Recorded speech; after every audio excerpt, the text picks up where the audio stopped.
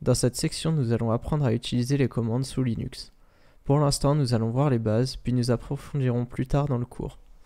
Vous pouvez appuyer sur F11 pour mettre le terminal en plein écran. La première commande que nous allons voir ensemble est la commande man. Cette commande permet d'ouvrir le manuel pour la commande spécifiée. Par exemple, si on veut ouvrir le manuel pour la commande man, on va taper man. Surprenant, non? Si on veut ouvrir le manuel pour la commande ls, on va taper man ls. Une fois le manuel ouvert, vous pouvez appuyer sur Q pour le quitter. Nous allons maintenant apprendre à repérer le dossier dans lequel nous sommes grâce à la commande pwd. Elle renvoie le chemin dans lequel nous sommes placés dans notre terminal actuellement. Votre chemin sera sûrement différent du mien.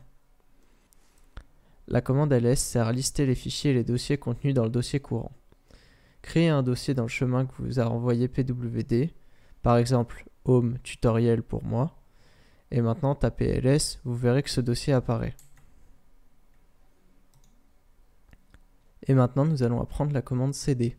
Elle sert à changer de dossier courant. Il faut bien comprendre que le terminal est exactement comme un environnement graphique, mais avec un affichage différent. Quand vous vous déplacez de dossier en dossier via l'explorateur de fichiers, c'est la même chose que d'entrer la commande cd via le terminal.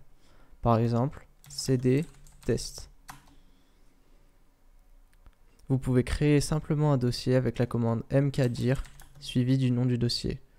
Exemple, mkdir tutoriel. Vous pouvez également créer simplement un fichier vide avec la commande touch. Exemple, touch fichier. La commande cp sert à copier un fichier ou un dossier d'une position à une autre. Par exemple, cp fichier à fichier 1. On se retrouve bien avec fichier et fichier 1 qui a été copié. La commande mv sert à déplacer un fichier ou un dossier d'une position à une autre. Par exemple, mv tutoriel 1. On a bien déplacé le dossier tutoriel vers le dossier tutoriel 1. Le dossier courant est également affiché ici.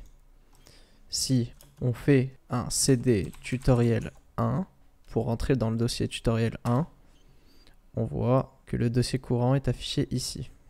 Pour remonter dans le dossier parent, on utilise deux points. Par exemple, cd pour remonter du dossier tutoriel 1 au dossier test.